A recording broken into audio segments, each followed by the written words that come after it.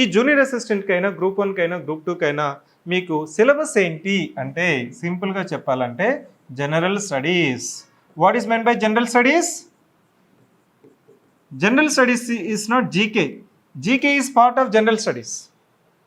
GK is part of general studies. దీన్నే మనము general knowledge అని కూడా అంటారు. జనరల్ నాలెడ్జ్ అంటే స్కూల్ లెవెల్లో చెప్పేదాన్ని జనరల్ నాలెడ్జ్ అంటాం.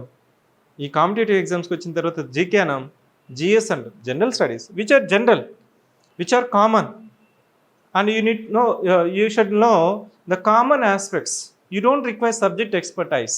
We don't require subject expertise. ఇక్కడ మనకి polity, economy, history, geography, current affairs, arithmetic, reasoning, science and technology ఇవంతా డిగ్రీ స్టాండర్డ్ అని మెన్షన్ చేస్తుంటారు సిలబస్లో. అంటే మీరు ఇంటర్మీడియట్లోనో 10th క్లాస్లో చదువుకున్న సిలబస్ ఇప్పుడు మనము మళ్ళీ ఒకసారి చదువుకుంటాం.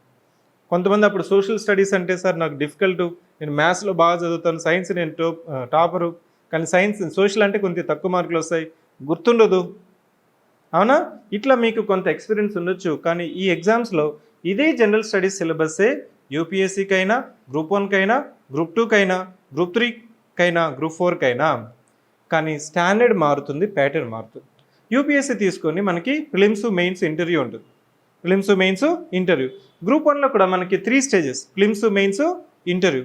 గ్రూప్ 2లో ఏపీపీఎస్సీలో 2 లెవెల్స్ ఉంటాయి. అదే తెలంగాణలో అయితే ఓన్లీ 1 లెవెల్.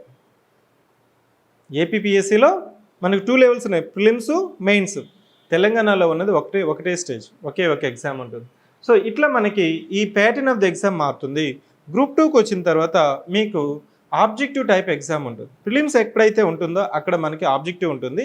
ఇక్కడ మనకి గ్రూప్ 2లో ప్రిలిమ్స్, మెయిన్స్ ఉన్నా కానీ 2 కూడా objective exam, multiple choice exam.